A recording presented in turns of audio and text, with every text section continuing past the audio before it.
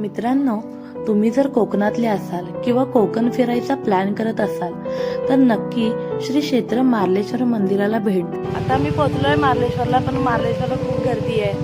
बघू शकताय तुम्ही पाठी किती गर्दी आहे मार्लेश्वरला. आता बघू किती लाईनला किती वेळ लागतोय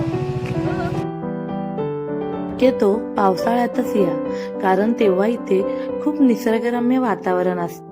चला मग आता मंदिराच्या पायऱ्या चढायला चालू करू.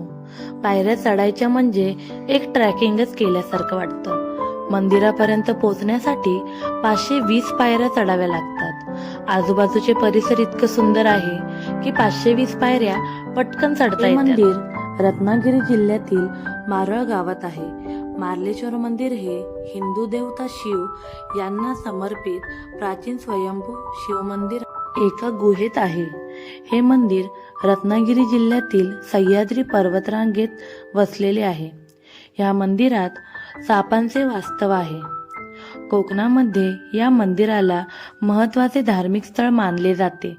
या मंदिरात खूप भाविक व पर्यटक येतात. मंदिराच्या आत जाताना उजव्या बाजूला थंड पाण्याचे कुंड आहे. मंदिरात एकही लाईट कनेक्शन नाही.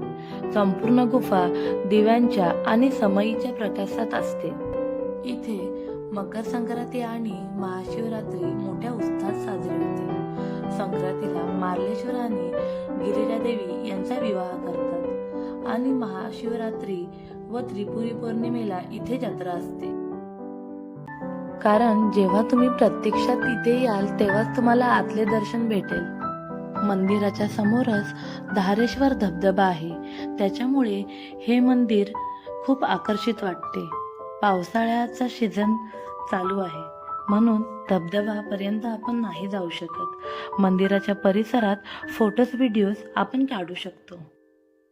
सह्याद्रीच्या उंच डोंगरांमधून कोसळणारा हा धबधबा बाव नदी म्हणून पुढे वाहतो. सुमारे 200 फूट उंचीवरून हा धबधबा कोसळतो. सह्याद्रीच्या हिरव्यागार डोंगराच्या कुशीत असलेला धबधबा खूप नयनरम्य आहे. माघ महिन्यात या धबधब्याच्या खाली स्नान करणे अत्यंत पवित्र मानले जाते. मित्रांनो, तुम्हाला माझा हा व्लॉग आवडला असेल तर नक्की लाईक, शेअर अँड कमेंट करा आणि सबस्क्राईब करायला विसरू नका. सगळ्यांनी काळजी घ्या. असाच मला सपोर्ट करा. बाय. पुन्हा भेटू अशाच एका नवीन ब्लॉगमध्ये.